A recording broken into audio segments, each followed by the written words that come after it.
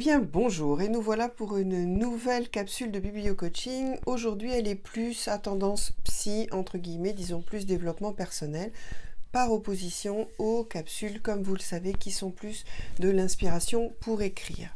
Donc, vous le savez, le biblio-coaching, l'idée, c'est que des livres, romans, biographies, peu importe, récits de vie, nous inspirent, nous donnent de l'élan. Et aujourd'hui, j'ai envie qu'on parle de l'estime de soi, et en particulier avec nos relations amoureuses. Il arrive que j'ai des amis ou même des clients qui parfois me disent « Oh là là, j'ai vécu telle expérience et j'ai besoin d'en parler ». Très bien. Et en fait, je me rends compte que très souvent, parce qu'on ne veut pas être seul, parce qu'on a été blessé, parce qu'on a été maltraité, on imagine qu'on ne vaut rien. Or, dans le roman de Lynn Papin, Le cœur en laisse, dont je vous avais déjà parlé à d'autres égards, il y a un passage très intéressant où un personnage fait allusion, cite Oscar Wilde, et il dit, donc en citant Oscar Wilde, « N'aimez jamais quelqu'un qui vous traite comme une personne ordinaire. » Moi, je trouve que c'est vraiment formidable.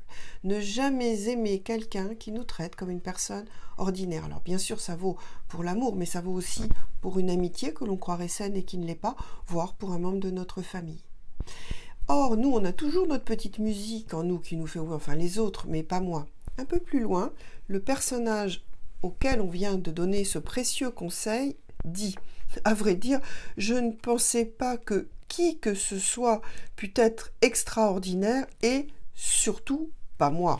L'existence, oui, sans aucun doute, mais pas les gens, en tout cas, pas plus que la vie. Tout cela, pour moi, ne voulait rien dire.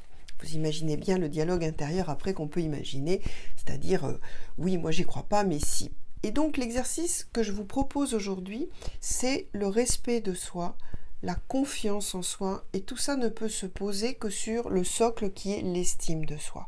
Cette estime de vous, elle peut être au niveau cognitif, au niveau intellectuel, au niveau émotionnel, au niveau comportemental. Souvent c'est un cocktail de tout ça. Et donc, ce que je vous propose par rapport à vos relations interpersonnelles et notamment amoureuses, je le disais en ouverture, c'est de vous questionner sur ce niveau de l'estime de vous sur lequel vous allez pouvoir poser ce socle de la confiance en vous. La petite question d'auto-coaching aujourd'hui, ça va être de trouver un élément dans votre histoire qui fait que vous n'êtes pas une personne ordinaire. Alors bien sûr, j'en entends déjà qui disent « Monsieur, moi je suis ordinaire, moi j'ai pas fait ci ». Non, non, c'est faux. On a tous au moins une petite chose, et quand vous allez fouiller, vous allez en trouver beaucoup plus qu'une, croyez-moi, qui fait que vous n'êtes pas une personne ordinaire, ne serait-ce que vos enfants, une réalisation, quelque chose que vous avez un succès grand ou petit.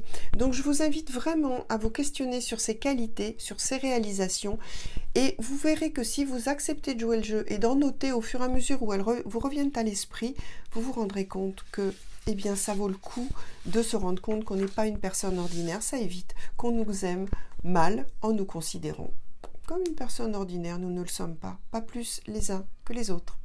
Sur ces sages paroles, eh bien, je vous souhaite une belle continuation d'été. On se retrouve à la rentrée pour une nouvelle capsule de Biblio Coaching.